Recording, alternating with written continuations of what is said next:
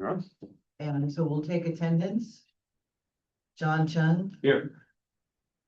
Stan, Here. Brian, Here. Donna here, and absent or possibly tardy is David Munkelsrod, and missing today is Ken Johnson. Has everyone had a chance to review the minutes? Yes, here. Any comments in regards to the minutes? Discussion? Seems like last year. Oh, sorry. No. Anyone like to make a motion to approve the minutes? So moved. Second, Second. all those in favor? Aye. And it's approved. Do we have anyone from the public that's attending this afternoon? Perfect. Do I need to read the disclaimer? Perfect. So first item on our agenda today is the commission business and discussions, the 2026 goals. So has anyone had a chance to think about that on what they want to see the goals be for the year? Or has Ken already delineated what he wants them to be? So we were talking about meeting with other council members, but I was going to write out talking points Okay, so that we were all on the same page, and at some point I'll either have coffee or lunch with you, talk about, an informal conversation. Next, we have a lot of material this year. Yeah. Let us know what your priorities are so that we can spread the word. And I think my biggest thing as a commissioner is with all the growth and the high rise, and the city has to be on board. We can't get something for nothing. If you're going to keep building and expanding our population, growing population, we need to grow our services. As we've always discussed, it seems like with the expansion of high rises and wildland potential and an aging population, our service calls per company needs to be spread out. We've discussed this. It's needed. Make sure that we're all on the same page, talking the same problem. I think we just highlighted the 3 months in there. will that be possible, given the fact that the city's got a hiring freeze in place, and how long do we expect that freeze to last? How do you expand when you're not hiring?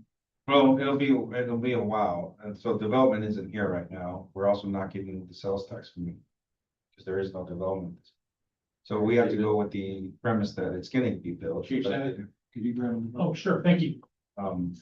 So it's gonna be a while to get enough funding from them. Still find the, And there's gotta be a starting point, and this is what, I just came down upstairs on some of the towns. You gotta start somewhere, try to figure out what we need and do so forth from that. So we can't just let it keep on happening, we should be proactive. Now, the hiring freeze is for all city departments other than public safety. So public safety needs to is still hire. exempt. Yes, Sworn. I'm sorry. Sworn isn't exempt at this point. And I just literally just came in here from hiring the additional firefighter right now, so. Good. So I just gave him off this time, so Good. he's pretty good. So anyways, that was like, make sure that we're on the same page. Talking to the City council. and beyond, And the public, and the public with these talking points. We're just talking about what our goals Having are goals, for right. this year. putting, I can do a rough put together talking points about what we should, and I'll work with Chief with this and so that when we meet with people, we all have the same. Yep. John, didn't we also decide who was gonna talk with whom this year, didn't we? Like, 'cause I don't, Through that in does everybody know who they're supposed to connect with? We might need a refresh. Yeah, did, You help us take Yeah. that up. Or It might be in the minutes. in the minutes. I can check it on the minutes. Were you keeping track? Yeah, Yeah, I don't have my computer, but I have it on my computer. we can table that. I think we should have that in the recap of this meeting so that everyone knows. Brian, I think you got leftovers because you weren't here that day. So what's left up? I don't remember. I don't remember, was but I know we all went Yeah, around. it. I took a. Or not in the minutes and. I Yeah. believe. Yeah, we can watch the movie too. So our number one priority is and probably should be to continue our proactive outreach with both city council and the public, yes? Yes. I would. I would think that's. I would appreciate that support. Well, it's the only way forward for growth. I went to the planning committee. Talking about 400 or, I highly recommend that. Since we all live here, so, when we do attend the planning commission. You get a lot of kind of, foundational information. And you can see the politics that's involved. So it gives you a better understanding of, where people think we should be going. Now, the question has come up recently. Do we need to be going there? And there's a lot of people say, yeah, we need to be. But there's a lot of kind of loopholes that people aren't exploring. Can you give us an example of what you mean by that? Well, from what I know, when they come in and they give you the developers can, they have some, what do they call that? The extra goods that they ask for. Concessions. Incentives. The what? Concessions. Concessions or Incentives. Yeah, when they're asking for. that the city can say yay or nay on. Yeah. So, and then if the city can prove. Yeah, you can't just say, oh gee, well, it's gonna increase. It's gonna increase our. You gotta have proof that it's. That they, oh. It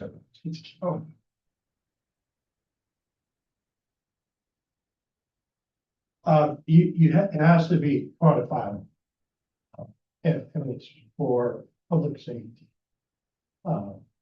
Environmental impact. Environmental impacts. The interesting thing with this group that's proposing. Is that they came with a plan that was about 75% not.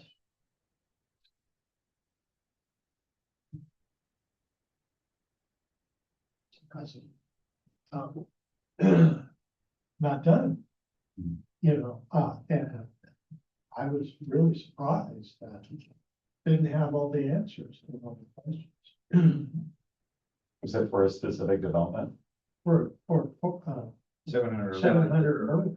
The one right by the off ramp back here. Yes. And apparently either they can legally do that or they did, but and there were all these unanswered questions. But it was approved by the planning commission or which was really interesting. Approval to move forward. Approval to look forward, yeah, and the interesting thing was that at first I thought they were going to say they were going in the negative, city, planning commission. Right, and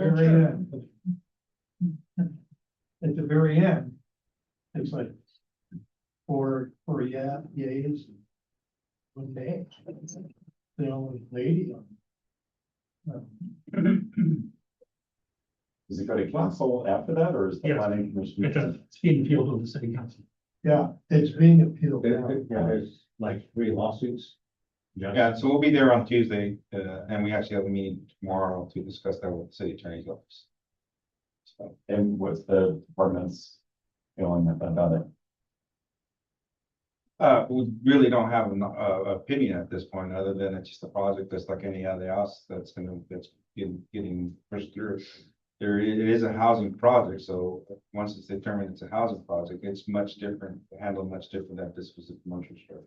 Once and especially if it's around the housing density points that it's getting pushed through, we're really left with very little that we can say on there. Now, if it was a 17-story commercial building, totally different. We could do HVAC fees, we could do all sorts of stuff on that, but since it's specific around housing and specific around housing density, and getting those points around there, that's where we really have limited say in what we do. And how many units is? 230 something. What's the status on the Northgate Mall development? Is it still a go? Yes. That's a 10-year plan, right? Part of that's starting already. Yes, Is it? Sears. Yeah, Mills, Sears. Canada. Okay, okay. Yeah. So it is a go Great. forward. Anyway, if you can attend those planning commission, You learn a lot, and you don't have to be there. You can attend online. yeah, although I think the last time they had, Zoom. Okay. But in this most basic premise, am I correct? Saying this correctly, that a lot of cities are under the gun to get the housing because the state has threatened to take away other funding? That is correct. Yeah, there's definitely an external force that's forcing this. It's not. But there are cities that have said, we don't care, we're not gonna do it. And I think that's what Brian's alluding to, that there's people that are not pro-growth in this city saying, Well, they're subject to lawsuits and ramifications from the state. if they don't. Yeah. Wow, Huntington Beach, isn't that one of them? I'm not sure. yeah, I I've think heard you're that. right.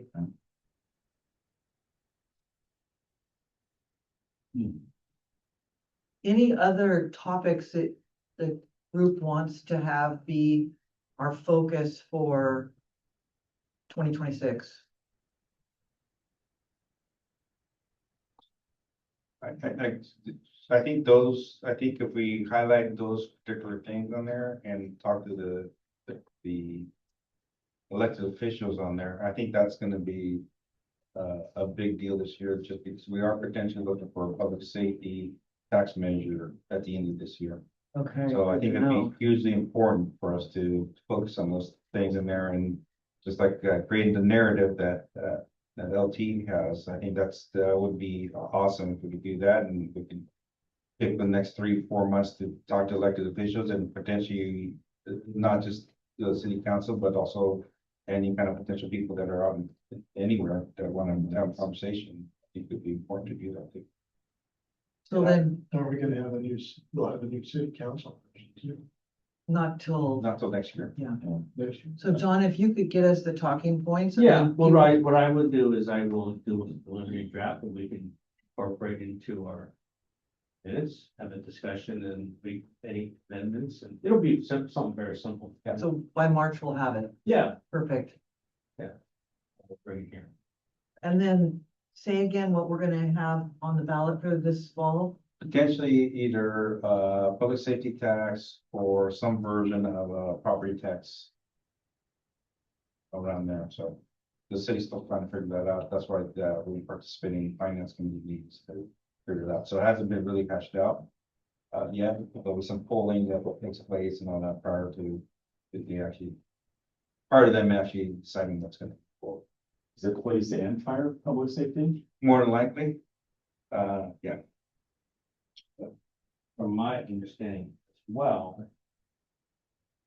if I'm incorrect, but ballot measures such as taxes are very selective on what the city council decides to put on, because they don't want them to have competing tax measures.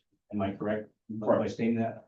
Right. And then the county also has like, was it the problem, the wildland Measure C is due 3 years, correct? 2 years? 2030. 2030. So there's timing for that because it has a 10-year life, which has to be extended. Smart train is another tax item. So the public safety would be competing with all these measures. Some of those are, be careful with the word hike. It's continuing. Continuation. So you can more easily sell something you're already doing than come along and say, I need another wheelbarrow full on top of that. It's just saying in terms of the Marketing. perception in the public. And actually, I don't know what's going on this year's tax measure as far as November 26th. Ron, do you know anything? I believe SMART is going on in June. Okay. That's a citizens initiative, so they only need 50 plus one. Other than that, I'm not aware of any, I think it's still a little early for statewide items, but I'm not aware of anything else right now. So that's what the polling folks that are contracted to figure that part out, figure out what makes sense. I'm not sure if anybody would, was at the city council meeting this last week, they did one around the library. They actually brought a consultant on polling, and it was really interesting to go through that process of just how they're polling, the questions that they're asking, and that even the library tax pulled at 2/3. So, So that one is, the council will be most likely recommending staff, put on a ballot measure to renew the current property tax for staffing at the libraries, which generates about 1.2 million a year. So correct me if I'm wrong. We had a ballot measure for building That was- capital that was improvement capital, of the correct. physical library. Yes, this is a continuation of what's already been assessed to staff the libraries. And it brings in 1.2 million for the whole city, which just to give you some scale, our current merit tax brings in about 5.2 million. It's $108 a property. So this is a pretty small tax per property. But it will, whether it passes or not, will have, an effect, trickle down effect on our department as well. So it's been used to supplant general funds. So I remember as for the ballot measure for the library, like per capita was pretty high, although there's an exemption if we're over Right. something. So, I mean, a lot of people I talked to were like, man, this is a lot of money per year, but I won't have to pay this after year 3 or 4, or I don't. But if you're like in the 30s and you're a young homeowner, It is a big one. It's a big chunk, It is, and it goes on for a very like long 20 time. years or Yeah. something like that. Or until it's fully paid off. It's like, it is biggie. I was surprised at how big it was. It's like 240 a year, I want to say. It was significant. Anyways, that was just my. There's a lot of taxes that we pay. So we just have to, we're always constant in backlash. Just for the word tax. That's all I'm saying. Any other goals that anyone wants to put on for the year? Okay. John, 150th anniversary update. Yeah, so we had I went to 55 at an open house in conjunction with the holiday lighting, holiday lighting competition was great. Do we know who won? 57 one. 57. Yeah, it was a 2-horse race between 55 and 57. But we had an event at 55. A lot of families came out there for a free holiday open house. And so, for this year, we kind of had the initial discussion about participation in A Madness. So we just have to figure out who's available and just expand that. And I don't know if you want to continue with more open houses for 2026, Chief Hatfield, I've been talking about, having game showcases, show off, educate the capabilities, quality of the firefighter. So I think it's just educating people, which translates to support and more votes. And we're grabbing every opportunity that we have to be able to showcase anything. We start our CERT program also. That's a restart of our CERT program, so, showing, yeah, also having the engine company show up to those type of classes, even though we have our instructors, but also, so the opportunity that we have out there to showcase the work that we do, either in operation, prevention, vegetation management, or EMS. We're trying to grab those moments. Mayman this last year, the chief, and did you find this year? You Yeah. guys find? So we have a new engine that we'd like to show off. Is that a static display or is it, drive-by? No, it's a static display, but they can go in drill status, so they can just, but I figured just rotate companies. But There was a parade too. There was a parade. oh, there was a, yeah, there Your was choice, your choice. The parade is for, if we had all the an vintage, older yeah. vintage. We have Fire. historical vehicle. But if you need help, I can get the space. Yeah, well, I just thought when they had it closer to Fifth Street, we can just talk to the organizers. They've always asked Chief Bernard if we could participate. Yeah. And I think if we could just have companies back into that spot, and if they have to go, they have to go. People available, rotate company in there, so nobody has to leave. As the chief know, worst thing you get detailed, some event for 8 hours, so maybe this 2 hour location.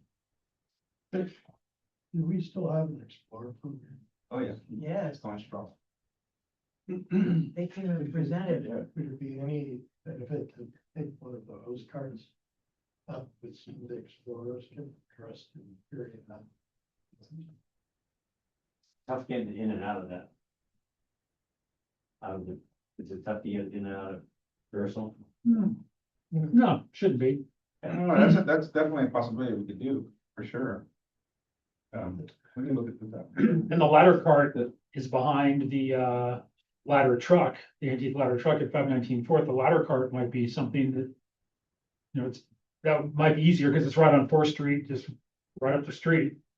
Put it on display. And we have that vintage, that 1938. Well, I was thinking again, here's how they used to do it, and how we do it now. I just know that the cops showed us up last. They- Yeah.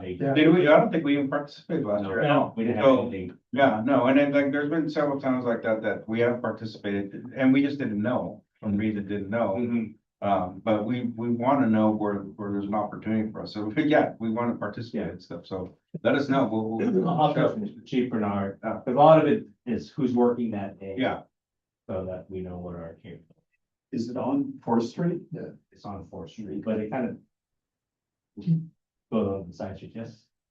You know, what the cops did too is they have recruiting tests. Yeah.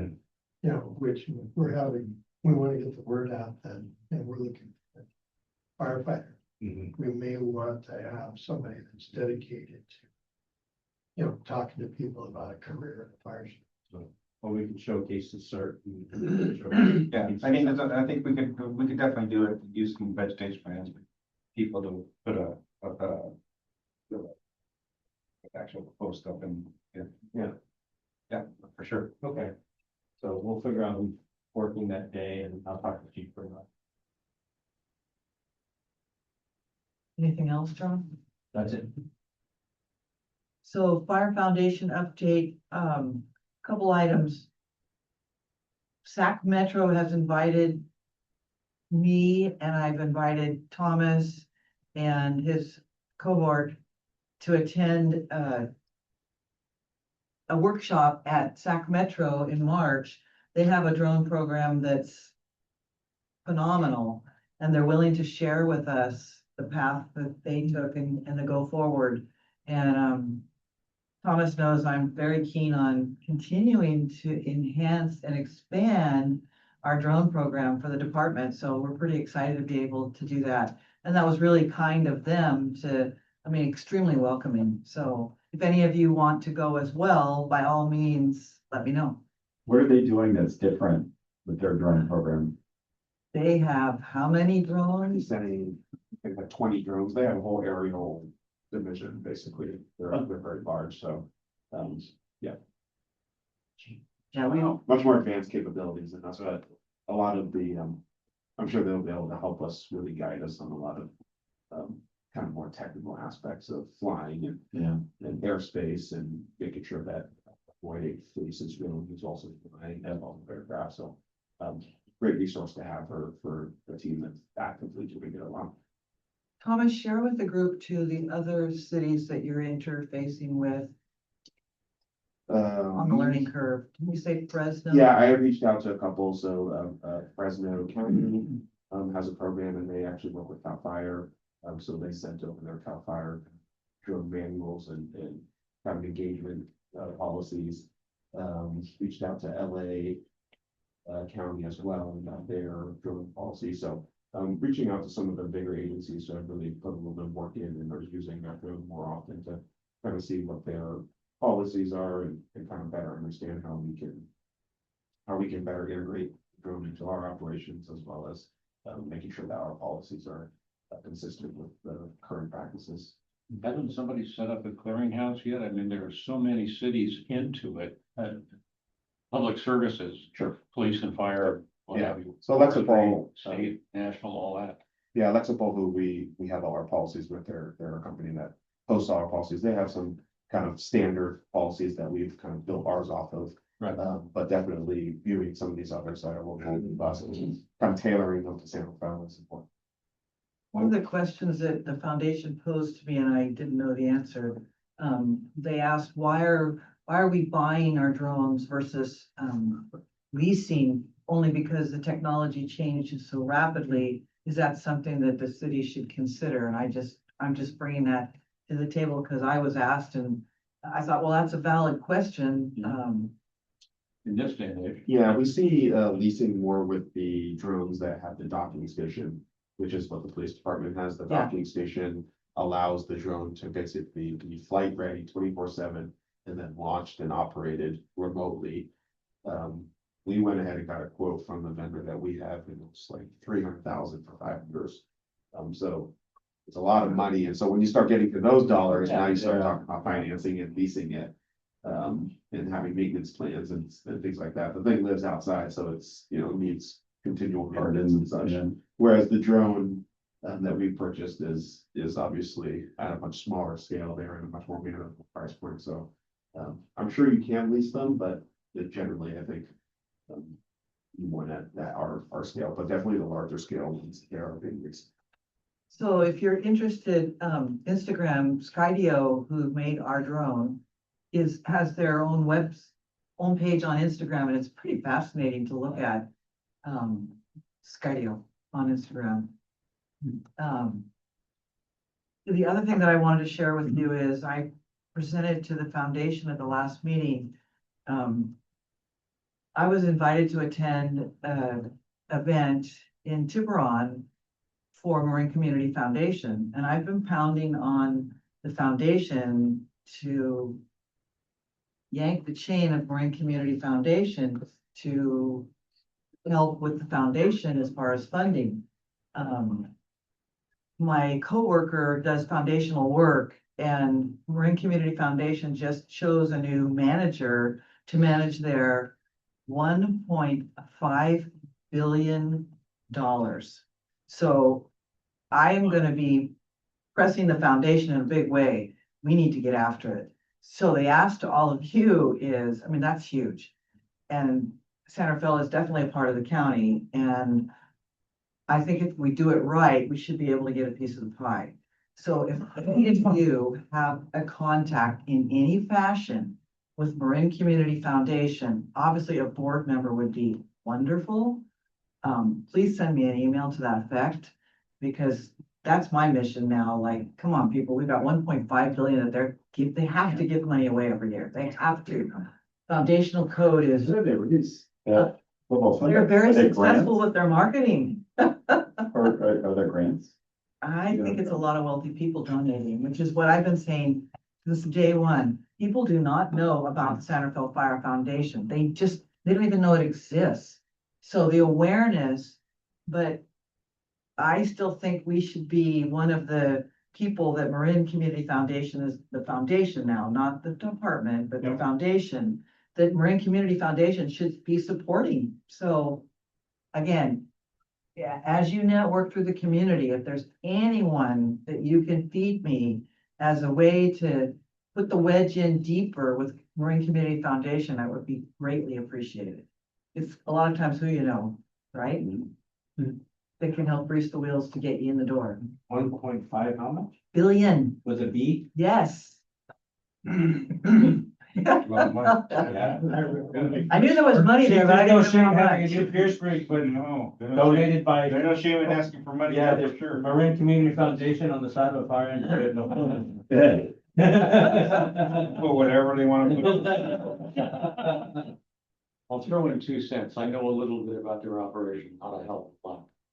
Yes, that's the amount of money they control, Yes, but it's made up of layers and layers and layers of individual trusts. that's right. It was the surviving management entity that took over the Buck Trust. That's right. Oh, So that's where the first chunk of money, which was always invested in things and making money unto itself. It's one of those things that would never run out. Became an attractive organization for others in the county who have money that they don't want to lose in just flat out taxation, and work any number of 20 to 30 different kinds of trusts to keep their money safe and invest it and give it away and get brownie points for doing that. And I'm not poo-pooing any of this. It's wonderful. It's great that it exists. It's great that it exists now under one roof. But it's not one swimming pool full of money. So there are opportunities then to market our needs to those in that organization, in their organization, who favor what we do. And it may very well get you another 5 or 6 drones. Or another boat or whatever, because we've not thought about tapping that one for a long ever. are we the only department with the drone from Marin? Pardon me? Are we the only town with true drone? South County has one, right? Fire department or? Fire department. Fire department. Southern Marin has a drone, but my understanding is used mostly for wildfire mitigation. And Well, in San Rafael, police has so to Sheriff's me, have that's drones. another win that the city of San Rafael is committed to having drones. We've manifested that. So to me, that's a real positive for the fire department because both sides of the balance sheet are using drones now. And to me, it's, I mean, you tell me if I'm wrong, it's the way of the future to expedite. Yeah, oh, for sure. It's not, we're definitely not getting left behind by doing this. Right. It's a game changer. Yeah. And the technology will keep changing and getting better and better. Yeah, I heard the story about some drone was lost in the woods, not in Marin. Some agency lifted their drone and heat sensor in the dark, found her in 30 seconds. Heat sensor. So the last comment on the foundation, there is a new treasurer. The gentleman who was the treasurer and bookkeeper stepped down. Curie McClellan, who's the chair of the foundation now, got someone like that to take that position. But you've heard me ask again and again, if there's anyone that you know that would be a good person to build out the board of the foundation. Again, let me know and I'll feed it up the stream to, the foundation shouldn't stop where it is as far as the board. They can always, it could easily, and they're open to that, expanding, add more board members. That's it. Media, I don't think we had anything, did we? Have you missed the Submitted. city council items? 6? I threw in one article for consideration. And the reason I tossed it in was to ask a question of senior management. this is a building community, a company that's building a development. And they're, if I'm not mistaken. It's right up the in road El from Dorado me. County. Yep. And they're doing the exterior of all of their buildings with fireproof material. That's the bottom line of the whole story. Correct. And And the landscaping. And then they're following the landscape plan of nothing near the house and, you know, the ABC or 1, 2, 3. The buildings. Yes, you're right. Back to the materials used. They're not inventing any new. These have been in the market forever. There are any number of fireproof, fire retardant structures. The question it raised in my head was, where should we be, if anywhere, in the department? In recommending that new structures obviously follow whatever the new codes are, but at the same time, maybe push the boundaries a little further in making sure that at least the first 2 stories of a building are absolutely 100% fire retardant or proof. Is that anything we should have a voice in, or is that the building department? Well, any new structure built in a WUI zone needs to comply with very restrictive standards for building construction materials. How about rebuild? No. No. I'll have to check. There might be a 50% threshold. Yeah. That kicks it in, but yeah, it would be the building department. They enforce the building Okay. regulations for construction materials and practices. Sure. It was a very interesting article. To me, it And we're, was just marketing. I looked at that and I went, oh, come on, we're already doing all that. They just was good marketing. Oh, yeah, we'll put rock around your house 5 feet away, you know? But I noticed in the picture, they still had a wooden fence. Yeah, right. let me see. I was like, That's well, that wasn't real not the smart. deal killer. Yeah, Or it looks like one.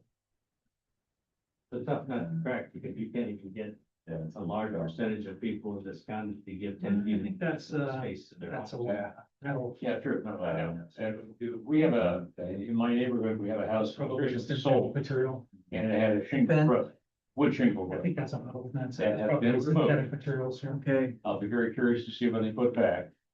And the work seems to be well beyond the 50% threshold, so if there are rules and regulations on shingles, wood shingles, they will be employed on this redo, I'm sure. Much too. What makes this a game changer is the entire subdivision that Yes. is built, rather than, I mean, if you have one house here and one house there and one house there. Right. That's not a game changer. No. But this This is, is the whole so thing. if you do the whole, what this will do, it not only protect the subdivision from a fire maybe moving out of the foothills, so wind-driven fire, but then it also establishes almost a fire break for A any fire break. houses farther down. Right. Well, it'll help to sell them with insurance. Yeah, that was a Right. big deal. All of the above. Yeah. Yeah, interesting article. Thanks for sharing that. Sure. Look, that's all. Oh, 6 on the agenda. Number 6. Sorry. Fire department upcoming city council items, verbal update from fire staff. So I just wanted to give a quick update. We don't have anything upcoming, but we did take something to the January 20th meeting that just went on consent. Last year, we received a assistance to firefighter grant from the federal government through FEMA. And we submitted a grant with Southern Marin Fire District, Tiburon Fire District, Novato Fire District, and did a joint application for SCBA's. Those are the air packs that they wear. And so we had previously submitted for that same grant for SCBA's for 3 prior years without success. But we did know that doing a regional grant usually gets you a few more points. They want to see that agencies are working together and kind of working towards kind of common goals there. So, we were successful in getting that grant. It was $685,000 award, which is significant. We had a technical committee that worked with the other agencies to spec the SCBA's, and really our fire department actually kind of led the push on the SCBA's they ended up getting. So we are getting new SCBA's. They should be coming in March. Our match or contribution then ended up being about 140,000. So 826,000 was the total cost for about 70 SCBA's and spare bottles. And what our cost actually was 140,000, so significantly less. Been a real victory there. So a lot of our members here put a lot of time into both the grant as well as specking out those, and are gonna continue to do so once those come in March, training new SCBA. So Thomas, what's an SCBA? it's the air pad. So, okay, days in here. Thank you. So they were kind of like a school tape on the back. So is that an upgrade in technology or? It is an upgrade in technology. They have gone to a higher PSI, which allows for basically more oxygen in a smaller amount. So they've gone to A smaller bottle. Yeah, so we used to have, we used to have 30-minute bottles, and then now we went to 45s. And now they'd be what, lighter 45s? Or So what do you We're want? going to thirties. going back to 30 and 5,500 PSI. So they're packing 5,500 PSI in these bottles into 30 minutes, so they're considerably lighter. So there were a lot of technical reasons why they moved to that, but Are all the fire departments going to the same makeup model? yeah, so Novato, mutual aid. Novato, Southern Red, and Tiburon, and us are all gonna have the same, it's the same manufacturer of our existing, bottles, so Scott. And so, they are interoperable with, other agencies that we're in with, for example, we use their 4,500, and their current SCBA's, and they're sandwiched between us and Novato and us. But we will have attachments so that they can, work together safely. And it is my understanding that at the county level, basically, that other agencies will follow our lead. It's a pretty significant move up to 5,500 and change per 30-minute. But it sounds like, you know, we were the first to kind of do it, and it sounds like that most other agencies will probably follow our lead once their time comes up. They last about 15 years. So they're kind of on a 15-year cycle, and some agencies are just not, we're off cycle off of them. So their time has not come yet. There's usually generational changes, but every 5 years or so, chief. Yeah, Yeah. and then depending on what's going on, so sometimes they put, like, the mask will change or something like that. This one, the mask staying the same, it's just the SCBA. Yeah, so you would have an indicator lights, like how much air you got, to see it in front of you, because you used to one of those. Heads up. Yeah, heads up display, because you used to, you know, you would get a vibration. So it's just better. Yeah. We're just keeping up with technology. I mean, San Francisco, man, we changed, we're like 5 generations old. So we don't have the money, they're expensive. That's not a priority. Well, we didn't have the money either. They got the money. So San Francisco actually put in a big order. We actually piggybacked off of their order to get some pretty good pricing. So, but anyway, so that's, I think our firefighters are very excited about that. Yeah. It's been a goal of the department for many, many years to get that. So, a big one for us. So, Congrats. I got that and hose. correct. The last of the hose, so we bought new firefighting hose back in October. And the last of the hose order finally, and nozzles just came in last week or early this week. So those are all getting put on the engine. We're doing training now for the new nozzles. So for it. Yeah. What do they do with the old hose? We're gonna try to give it away and see what's serviceable and stuff, so we're still in the process of trying to figure that out. But all the stations got new hose? They will, yeah. Nice. That was significant as well. Those are about 10-year life on those, and we came in significantly under budget from what we were anticipating. So again, good work from our firefighters for Making sure we get the price, that one we went to bid and got a big price. The last 3 years, we've done significant purchases, both on the EMS side and the, fire suppression side with new hose, new SCBA's, new, EKG monitors, and then the total replacement of all the ambulances. So we've been fairly aggressive the last 3 years of getting a lot of stuff that's been sitting there for a while that just needs to be replaced. So, and still, one of the constant battles that we have is still coming within budget. So, and we've been able to come within budget on all that stuff. I'm happy to say. So the mini dissertation of the nozzles, it's like. A lot of departments have fog nozzles, so very system, or you can have straight stream nozzles. It's just a different technology and how you want to approach firefighting. Fog nozzles traditionally, this room was on fire, you come to this room, spread the fog nozzle around so that it comes and drops and then it absorbs the BTUs and just cools everything down, steam. But now the trend is because there's less wood, right, and more of these plastics, synthetic materials. Tires, instructors burn a lot hotter than what were 30 years ago, 20 years ago. So the concept between a smoothbore nozzle, the stream is straight, and it has, because you have more gallon, and it's like very forceful, so you're knocking things around. So it's a more aggressive firefight with more gallons. With and direct attack on fire versus having a fog nozzle where you're trying to absorb. And the steam falls on to the fire. Or extinguishing. So we got the We're going from fog to to, smooth, got it. And we used to be smooth bore smooth bore, but with a Yeah, smaller, layman's with the smaller diameter. with the fog theory, Mhm. or go back. There's arguments on both sides, which is better, age-old arguments I think there's need for for both. either. Yeah. Like an eye throw. Take the 2.5 straight tip through the center and the pre-connects.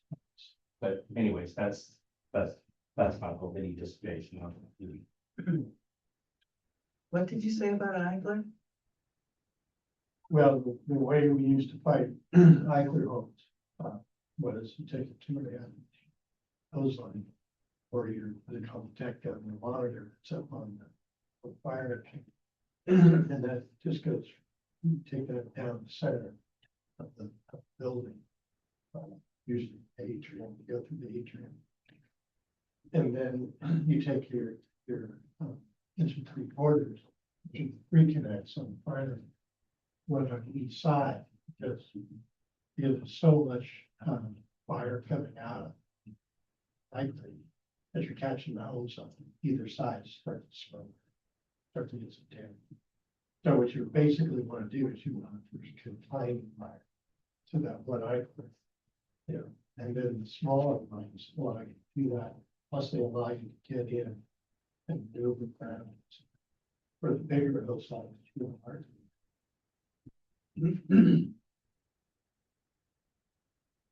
Okay, so moving on, we are on chair and commission member reports. Ryan, I'll let you go first.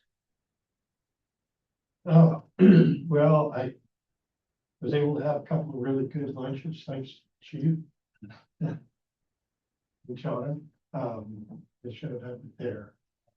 They barbecued a lunch for all 3 shifts, Right, which went over really well. I tell you, the firefighters were very, very appreciative of that. And I got a chance to talk to them and talk to some of them about what's the fire commission, where we do, and we're there to support them. And that was good. I made a lot of friends. Good. And then something different that has to do with being an elk. I sponsored their holiday at the Elks, which gave them a significant discount. And, so because I sponsored, I haven't been here. And it was another opportunity to get to them on firefighters and their wives. Something that was That's great. Right, and it was nice, it was nice, I have to say that. From my experience right now, firefighters that have to stay are too. And the firefighters in just, How so? I think they're much more, friendly and professional. They're very, just because you're a chief officer, they really respect that. You know, in the old days, chief officers walked in, half the room walked out. And, yeah, it was very pleasant. I really enjoyed it.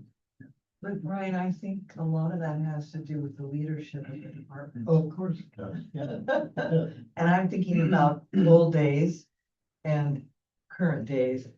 The sentiment, management, you lead the game, that they're gonna reflect how you're behaving.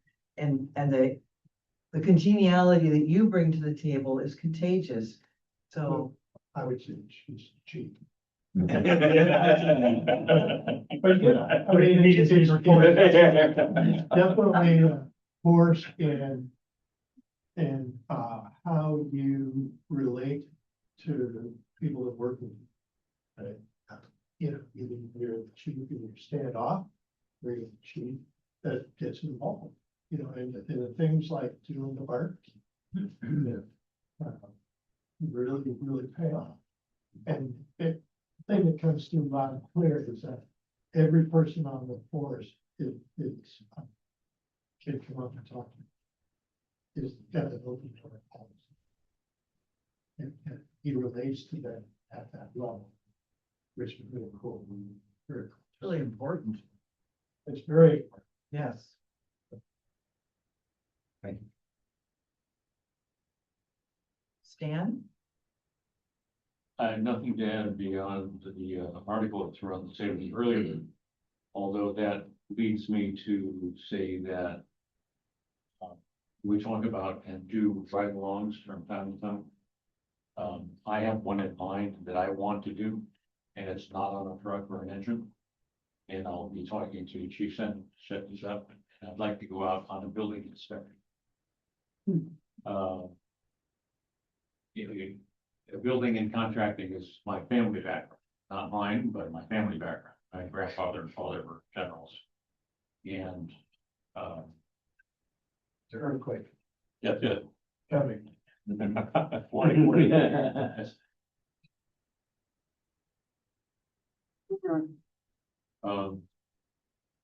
I'm just curious, that's something I would like to see from my perspective, with my background, is what it is. I would love to go with you. Oh. I think that would be Because fascinating. I could probably be working. Maybe that's all. Probably good for each of us Yeah. to do that. Yeah. I'd be very interested too. Yeah, All that's left on my agenda is that we're losing Danielle. What? She's moving on. But she's Wow. gonna leave. Where's she going? around the world. She's gonna be a traveler, world traveler, Oh, her fiance. wow. Oh, good for her. Bad for the Sorry, department. sorry. Yes, it is. Consoling you, consoling you. Yeah, Certainly. it's a loss. When is her last day 27th. of this month? Mhm. Yikes. Oh, wow. Are you gonna have some, have to own like? We haven't had that conversation, but we need to. Yeah, we're gonna do something with this. A lot. She's great. I've never seen that woman frown. Always got a smile.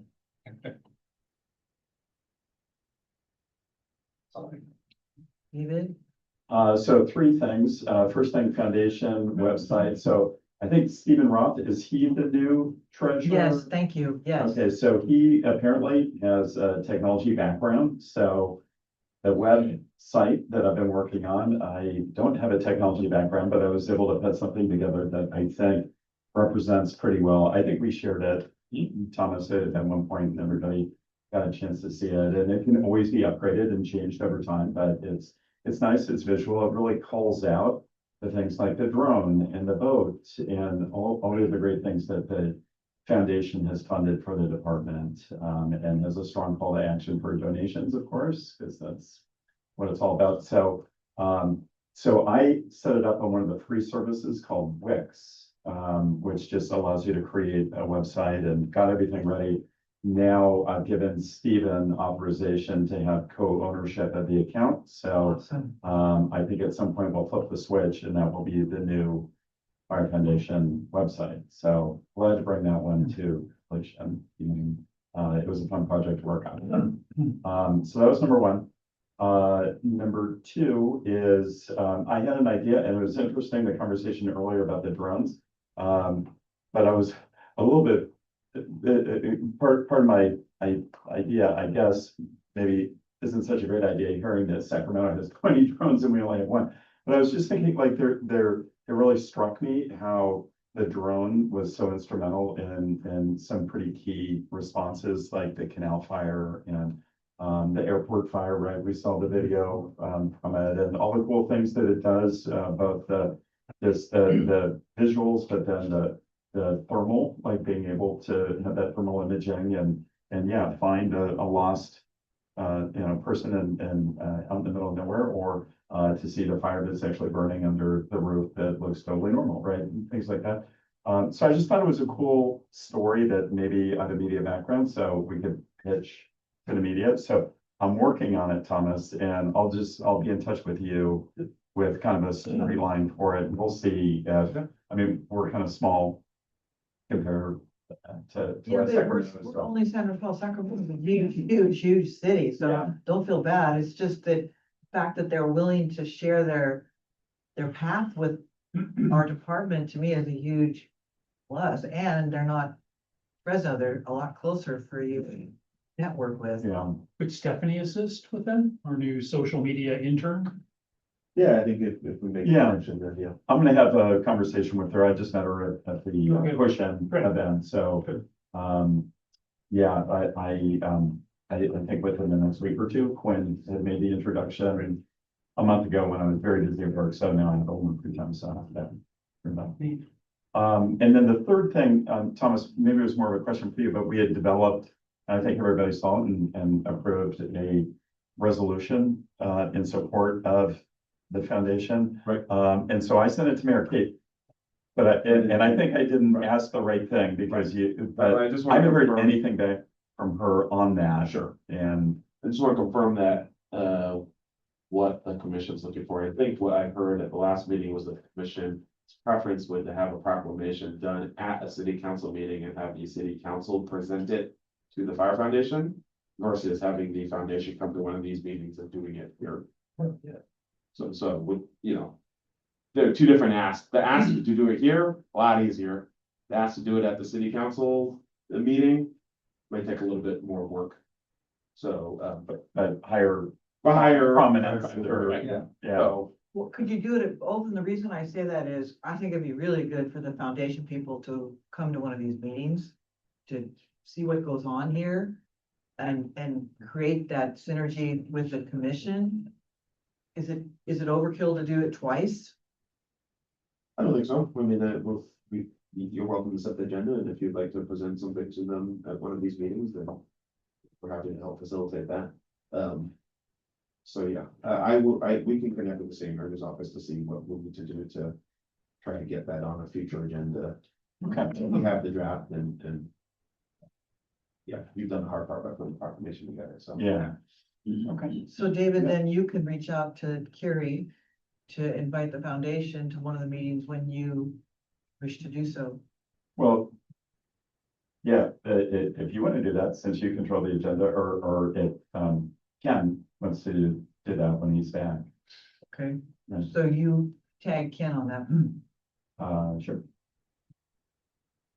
Anything else? No, that's it. We talked about the commission getting to go see the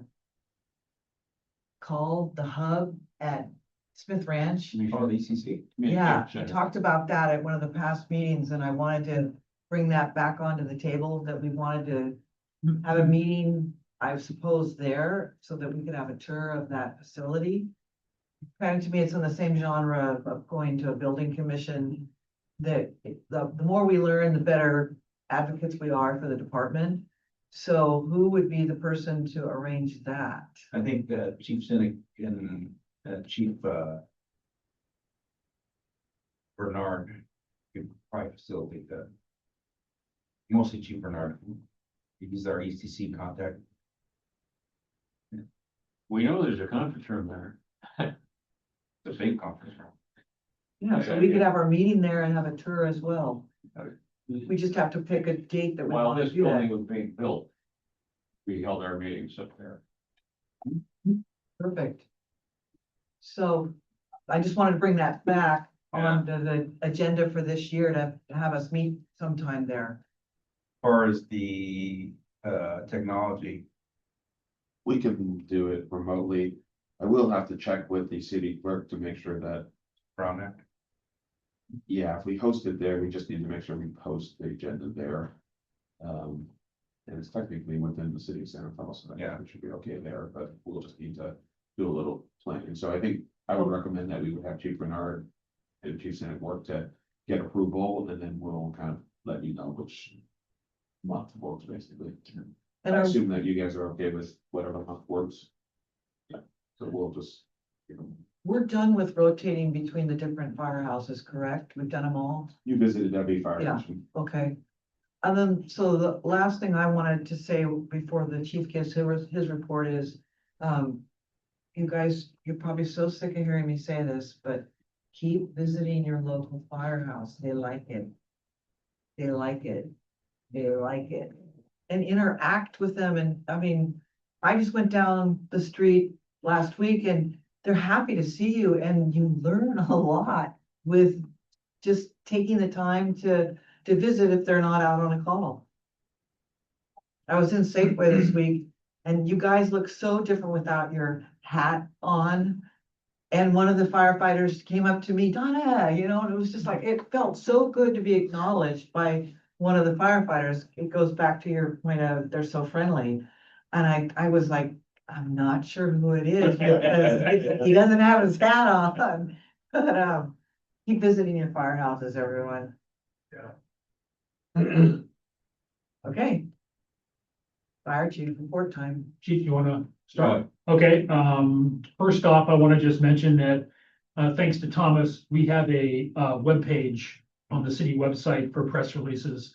So whenever there's a significant event, we, quickly, publish a press release that goes to the media and several other organizations. And we post it to this site as well, so you're able to go and review those. And there's a history of them, so you can like go to that website and see the press releases from the past, many months of events. So I invite you to do that from time to time. Can I also add that all of the articles in option that goes out every 2 weeks are also now being posted on our website, which allows the ability for people to subscribe, but also really helps if you need to search for something. You saw something in Hotshot, you can't remember, you should be able to search within our website now and pull up those articles. How far back does it go? We only started this in November. Okay. So anything, But everything going press forward. releases go back about, almost all the press releases last year are on there. But Hotshot is now being kind of co-posted on both. So. Trying And to, who writes the press releases? Do you? I do. Yeah. So the link is on your report right at the top there. So, on the operations and EMS division, pleased to announce that the fire operations and EMS division was recognized as the City of San Rafael Team of the Quarter for 2025 quarter number 3, following a nomination by CQI coordinator Christina Gossner, which was great. There's an explanation. I won't go into detail, but it explains why they were nominated and selected. What's kind of funny is down at the bottom of page 1, there's a picture of the presentation. The mayor and several city manager's office staff members were present for the presentation that took place at Fire Station 52 in the training room. And several of our companies were present, ambulance units, engine companies, ladder company. And during the presentation, essentially, each company got dispatched to a call. Yeah. And the room emptied within like about a 3-minute period, which didn't do well for the presentation because we lost, our recipients, but it showed the city manager's office how busy we are. Yeah, yeah. Yep, So it was actually a home run. yep. And what was funny was the chief and Battalion Chief Hatfield were the last two remaining individuals, so they accepted the award, and that's the picture. And then on page 2, we're able to get a picture with the firefighters when they were available, so that they could be recognized as well in our media posts. But it was kind of a funny situation there. We want to thank Captain Mike Lewis. Yes, Did you call them out? Did you like? was I out pulling 3 boxes? No, it was legitimate.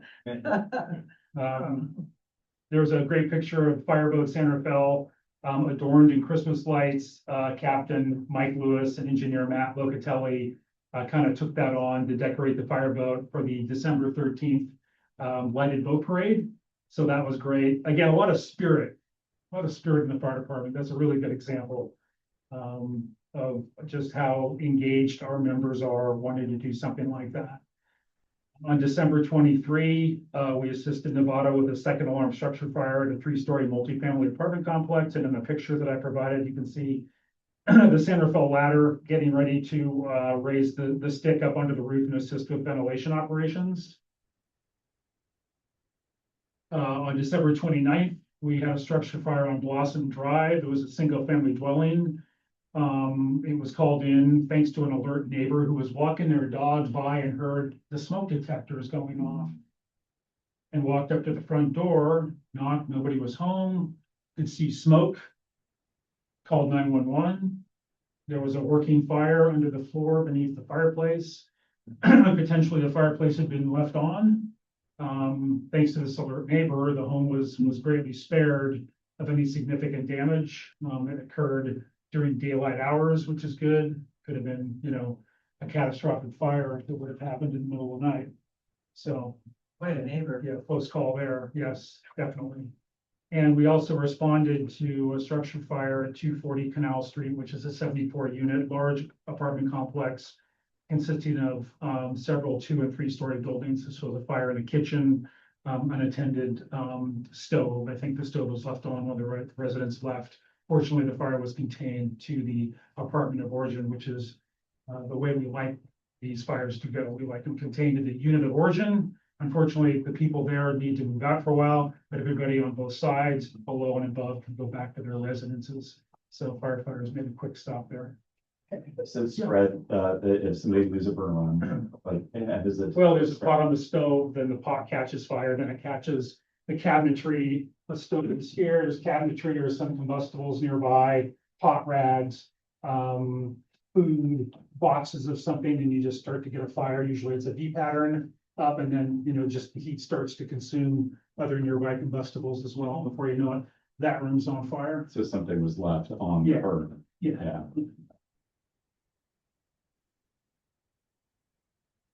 I have We- a question. How Go do you ahead. know that? Did the tenant tell you that, or are Well, you able to figure it out by virtue? both, Okay. because there's usually a telltale V pattern, Okay, stove, burner left on, right? Switches on, okay, right?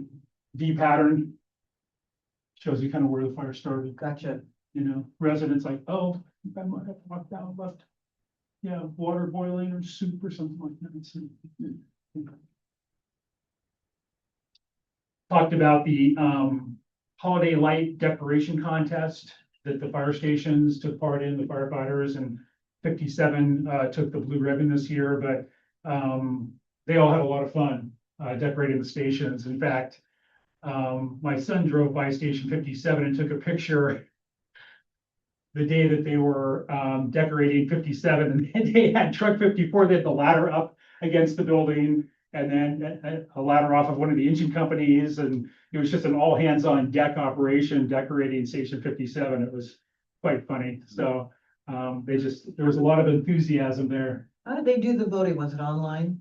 Thomas? Yes, it was an online form and 57, to my knowledge, did it best in that they posted the QR code on the front of their station. For people to vote. How many votes did they get? I'm not sure, but there was also no limits to votes. I also heard from some captains who may have coerced their children to vote a certain number of times. Ballots in exchange for some. We had some election fraud here. So, Not really, they're. just gonna leave it at that. Makes a correction. Yes. But, you know, thanks to the chief, because it was like, came up with this idea. He found a bunch of money. But look at the enthusiasm Oh, it generated. Yeah. It was great. I think it's great that they got the kids to vote, and they're residents, so what the heck? But I know that people. I don't think they're supposed to go 10. Oh, it's not- 100 times and get a PlayStation. Yeah, and we, each ship got a, gift certificate, or they got cash actually for their holiday dinner. Each ship's at 57 or? Got 57 to 26, Nice. so.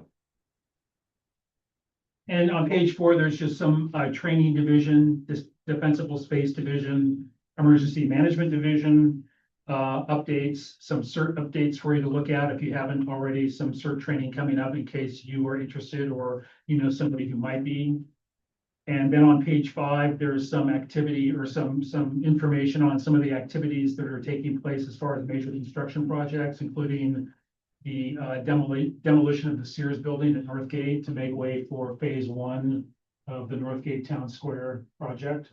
So currently they're doing interior demolition of that building. That is a really big building. If you look at the mass of the Sears building, it's huge. So that's underway. There's a gas station being demolished at 930 Presidio Boulevard to make way for a new gas station. And interesting thing about, is it Del Presidio Boulevard or Presidio Boulevard? I think it's Presidio Boulevard, isn't it? Anyhow, either way. It's 1 block long for a boulevard. And it has 4 gas stations. And that takes up the entirety of that street, which I find kind of remarkable. And they're all systematically being demolished and rebuilt. And this is, I think, the 3rd one in the past 5 or 6 years. Question to Northgate. Yeah, it's just a kind of, it's in between Northgate and Frida's Parkway. Shell, Chevron. Yeah. Great. Yeah, Oh, yeah. Yeah, I have it there. it's a boulevard that's 1 block long Or yes. with 4 gas stations And and then nothing else. Chevron bought the one across the street as well. When you go up the hill to the Sheraton, that little gas station, What used to be Gateway. Yeah. yeah, now it's Chevron there There's a too. lot of gas stations right in that immediate area. There's a 3-story office building being demolished, has been demolished, making way for a new 8-story multifamily residential structure, 930 Irwin, it's the corner of Irwin and 4th Street. That's underway. There's a 6-story mixed-use building located at 703 3rd Street with 120 living units underway. Site preparation is currently in progress. There's going to be a new project just across the San Rafael city limit boundary line down on Woodland Avenue near Auburn. It's going to be a 79-unit townhouse complex consisting of 16 3-story buildings. And that is in our response zone, even though it's in the county, it's in our response zone by our agreement with the county everywhere in. In addition to those projects, permits are soon to be issued for a new 3-story residential building at 25 Block Lowland, which is right in front of Andy's Market. A 10-story building right over here at 1230 Fifth Avenue. That's now in the building permit phase. And at 4040 Civic Center Drive, a new 5-story residential building combined with taking an existing 4-story office building and converting it to residential units. And so in total, just with those projects, that will be 781 new residential units. And that's just. And that's just a fraction of what's on the books. Right, that's groundbreaking, right? That these are groundbreaking, Mhm. groundbroken, Yeah. right? Breaking or soon to be broken. Are any of those designated, senior or Of these, no, listed? I was wondering if you can help me get how many units have been completed or groundbroken for like 24, 25, 26, when we have our talking points, maybe, I don't know. So we can present that, how many units have been on books, Hmm. that would help. Yeah, recent projects, yeah. Recent project, going back to 20, whatever, Mhm. whatever. Sure. Year. To get a sense of how But much then when we have more our is talking happening points, now. we could say, hey, we were running X amount of housing units. Yeah, because that does include several senior living ages Yeah, down the street, yeah. which was just completed in 2025. Yeah. The St. Alder's Way. Vincent, which was completed in 2024. That's the one up by A&W, Root Beer and McDonald's Yeah, off of Marydale. And then the large addition to, like you said, Alder's Way. So there's been several. Because our discussion points, the city's always to, encourage building. It's about, you're gonna have something, you can't have it for nothing. Or in terms of what our services. yeah. Well, that's the thought. You have that much more demand of service, and then you need You have a larger to population. add to the supply. Yeah. There's also going to be a large senior living complex built in Marinwood.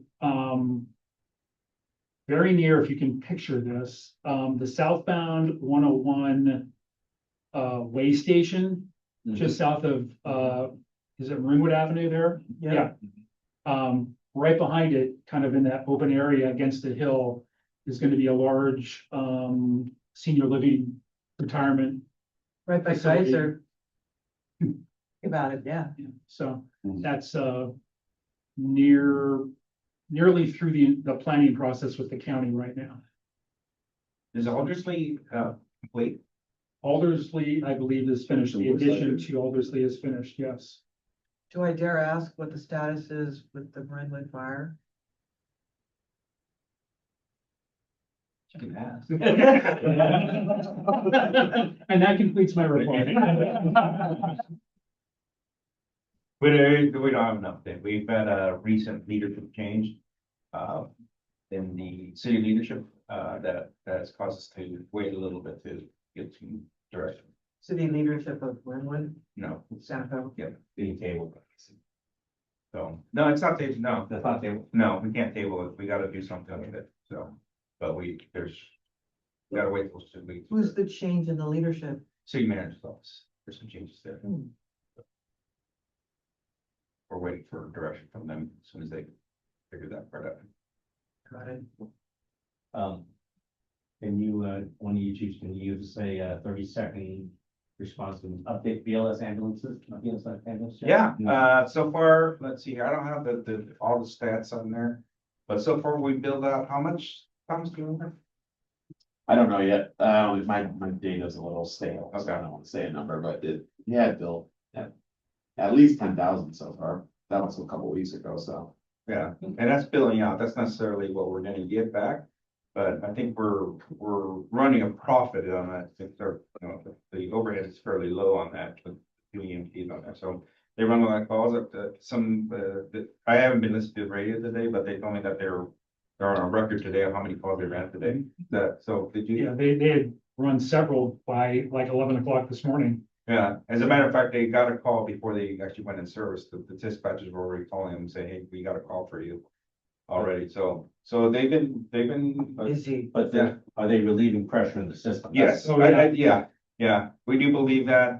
The other day they got called out for a public assist. We carry the stair chairs on the ambulance.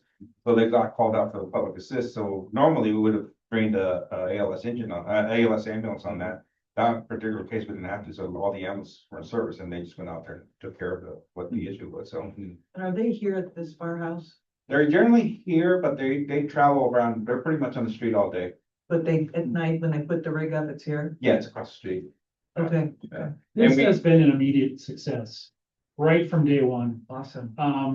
It's been a game changer. It's relieved our engines and ambulances of calls. And it's opened a new gateway path for people who are aspiring to be firefighters because we're hiring EMTs. And how many applications do we have for? We had 121 applications, either 112 or 121 applications. It's over 100 in like a week. We had to, I think, How how many many down, open? we had so many applications. Wow. Six part-time. They're not full-time, they're just part-time positions. But the energy and enthusiasm these people have is amazing. They are so happy to be Yeah. here. It's so fun to just kind of watch them operate. That's great. And I have to just give the chief credit for launching this because I know it's been tried in the past unsuccessfully, but it takes the right administration to move something like this forward. And it's fantastic. How long has it been in operation? January A month. 1st? Yeah, And we actually, our first day that we actually started launching it was January 5th. We did a couple of days before, right around Christmas time, right before Christmas time, I believe, just to try it out, just to see what, and we found out some quick errors. We fixed those errors and January 5th, we started and we've been running since then. So and are you saying those 6 individuals only work part-time? Yep. How many hours a week do they work? anywhere from 20 to 30, probably. Each person? Yeah, Yeah, no more than 20. no more than 20. Do they have, Generally 2 days a week. do they have benefits as part? No, most of them work part-time here and part-time somewhere else. Yeah. So for them, they're just taking this as an opportunity to Get the foot in the door. get the foot in the door, get some paramedic. There's one, two of them that are currently in paramedic school. So they all like it. I mean, we've got it to the point where, well, they're very enthused. And one of the key issues that we focused in on is the culture of the organization. That's the reason I didn't want them in a different shirt. They wear the same uniform as a firefighter does. Because we didn't want to necessarily separate them. They're not different than us. They're part of us. So that was an important part of it. The other part that was really important is to indoctrinate them into the culture that we currently have in there. The worst thing we could do is not do that and then just feel like a separate thing. What we did, we created basically an environment where it allows them to constantly learn, and each firefighter has taken responsibility to teach, which is really, really unique in that aspect of it. And, you know, we were hoping that this is the way it would go. And, you know, much credit goes to Jason for focusing a lot of time and effort on the culture of it, because that really needed to happen. So they did ride-alongs and that kind of stuff. And now, like, we have a lot of firefighters grabbing teaching moments and bringing the BLS guys in there and teaching them why they're doing this kind of stuff. So, I mean, to the point where the other day I was being, Chief Alviso, we're having a conversation, and one of the EMT, folks comes in my office. She goes, I just got to tell you about this call that I ran today and stuff like that. She was excited about it and wanted to tell us about it, and, you know, wanted to acknowledge the firefighters and stuff like that. So, you know, quickly I was able to grab that, go up to firefighters that were upstairs saying, hey, I really appreciate you spending time with you, because for Kayla, it meant a lot that you spent 30 minutes with her explaining stuff, and they transported. They actually, on that one particular one, the paramedic actually hopped on the ambulance and said, I'll go with you to the hospital, because we don't know where this is going, if it's ALS or BLS. So really, like, we didn't have to commit an ambulance to that. The fire engine just followed up to that and followed up to the hospital to pick up their firefighter paramedic at that point. So it really was a win-win situation. And that, you know, we got some folks that now are kind of indebted to us, not in a traditional fashion, but they want to be part of the organization. Like these are young folks that are, you know, in their early 20s that want to be part of this organization. Right. That later on, when they go to paramedic school, more than likely, this is a place they want to come work. So. I have a compliment to give the department as well. So on the Instagram page that the department posts, there was a post that they did this past week where it was first in English and then in Spanish. And I thought, well, so I don't know if you all knew this, but I didn't. The firefighters, if they're bilingual, they get an extra gimme on their paycheck. Yeah.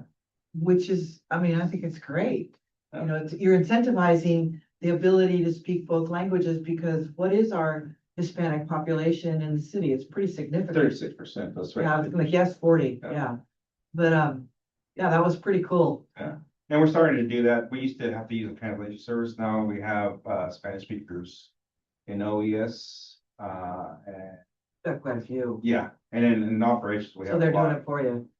Well, yeah, I mean, yeah, yeah. Who runs the Instagram page? So right now we have Stephanie? Stephanie, who is in the Yeah, chief she's, report. if you read the chief's report, she's highlighted here. There's also technology now that will do real-time translation. Yes. It's pretty incredible. Yeah. Yeah.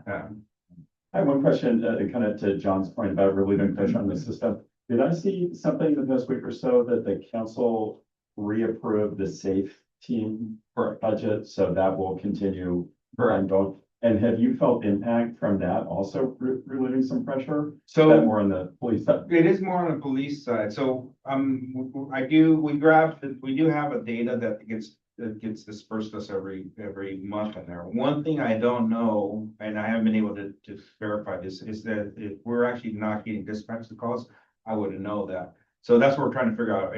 Are we not getting dispatched calls because they're on scene? Yeah. Which, if that's the case, then that's good, right? We're not even getting dispatched to it. But right now, we don't know what that is in there. So I couldn't tell you, I believe overall it's a benefit to the fire department to have that, but there's no, I don't, and that's anecdotally, I don't have any data to support that. So we're going back to figure that out. We are also, even this morning, trying to talk, speaking to Jason about, is there potential to expand those services, right? And one of the things that we looked at is, can we have a mobile clinic? So either staffed by a nurse or a physician assistant or something like that. Could we essentially do that part of it, where the fire department kind of runs that part of it, where we hire an actual nurse that actually has a mobile clinic to address some of those issues? So we go back to the aging community. The aging community is going to be a real thing. It's the baby boomers right now. The Gen Zs are really fast, like super fast coming up there. So if we look at that potential clientele that we're going to have there, it probably make it wise for us to have a mobile clinic with a nurse practitioner or a physician assistant actually being able to deliver those services out there. And if I could work with an insurance company to either get them to pay for it, or like to actually pay for the wages for a nurse practitioner and that kind of stuff. So we're looking to see if there's any kind of possibility of us doing that kind of stuff. At least if we do that aggressively, it'll be the less call volume that we have to no less transports to the hospital. Yeah. We're trying to also see if actually we're doing right now, seeing if there's an opportunity to use our EMTs to do some fall prevention classes at skilled nursing facilities, or see if there's any kind of advantage to be able to do that. Yeah. Because right now, like I said, when they're not running call, we could easily put them on a service for an Yeah. hour to go teach a skilled nursing facility how to take blood pressures, or doing that kind of stuff. So that also, not only did they take up the low to no acuity type of calls, but on top of that, we're also using to educate which further brings on the call volume. Yeah. Anecdotally is 50 medic, 55 medic, 56 is called less in the service since we started. We believe so. Yeah. Yeah, that's what it sounds like for sure, because we could really, like, if it's a total BLS call, basic life support call, the ambulance, the ALS ambulance gets canceled, and if it's a cross-staff ambulance, it gets canceled fairly fast, and then the two folks on our EMTs, they're running transporting. So, but I do think that in seeing what we're seeing now, I think it allows us to, and right now we're only staffing at 4 days a week. I've told Jason to start looking at staffing at 5 days a week, and then we'll have a conversation, probably another, once we get at least 3 months, quarter down, try to figure out, get stats around that and figure out how much it's costing and everything like that. Probably try to, and if it's beneficial to us, try to extend it to 7 day a week, which would then we would bring in additional EMTs to help us with that stuff like that. But they're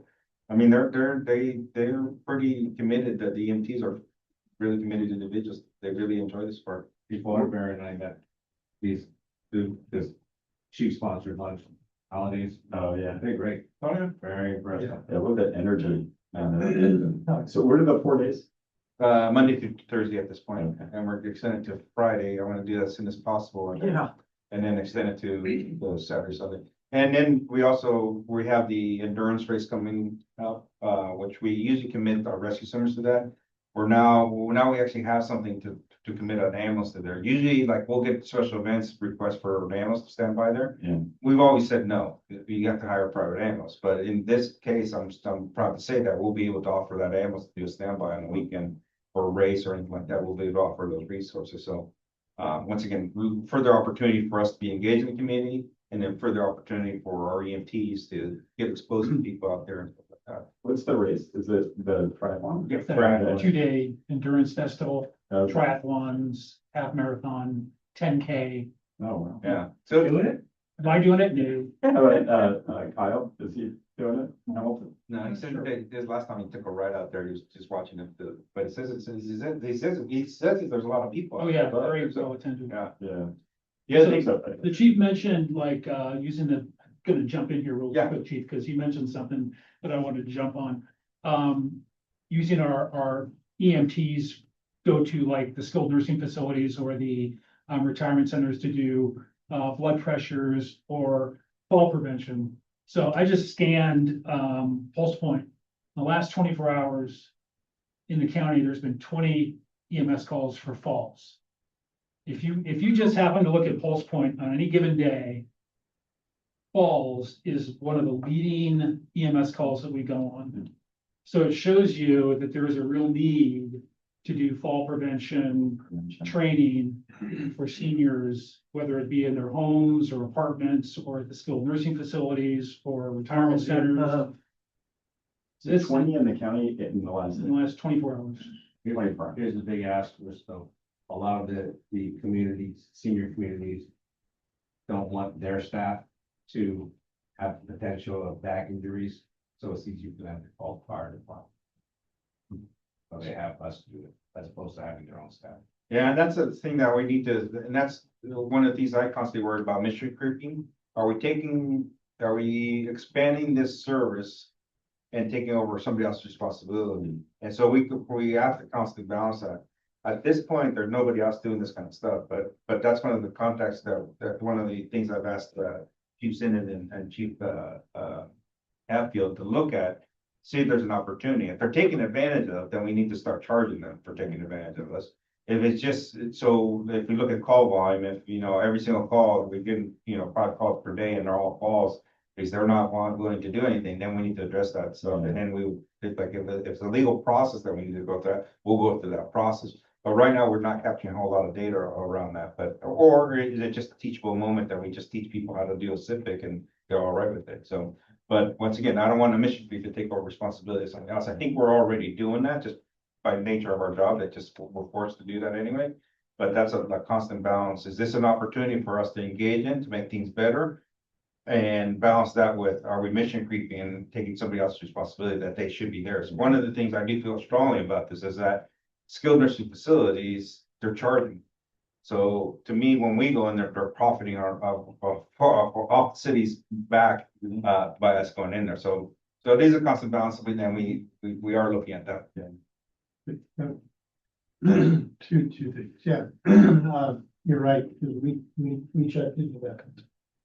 And the workers are told specifically, call fire. Yeah. The other thing about Pulse Point is that I'm seeing an increase in carbon monoxide calls. Do you have any idea what's going on there? This time of year. No, I mean, homes are closed up, heating appliances, fireplaces are used more often. Thomas, any ideas? But I've never seen that. Obviously, people use the gas appliances before, Usually in the winter time, it always goes up. or people are using. And the newer equipment is so sensitive now. It seems like all of the fire agencies are going on a lot of carbon monoxide. Yeah. When you say the newer equipment, you mean the detectors? The detectors are very sensitive. Because usually, I mean, in my experience, you go on call. So many fires up there, fires. Yeah. The trace amounts go into the detector, Mhm. gets notified, they open up the window or door. By the time we get there and we check the air, it's all dissipated. So a lot of it has to do with that.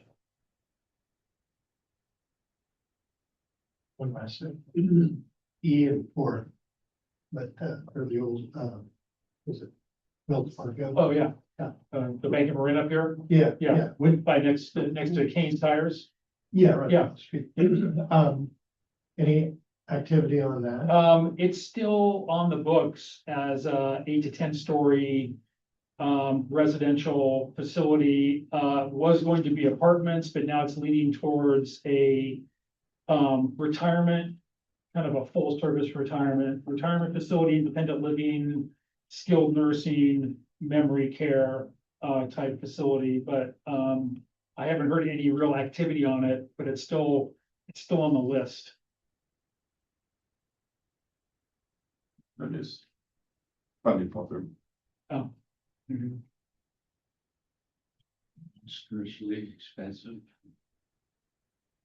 Well, if that's the case, I think it's a wrap. You ran it next one meeting. Oh. I just. Well,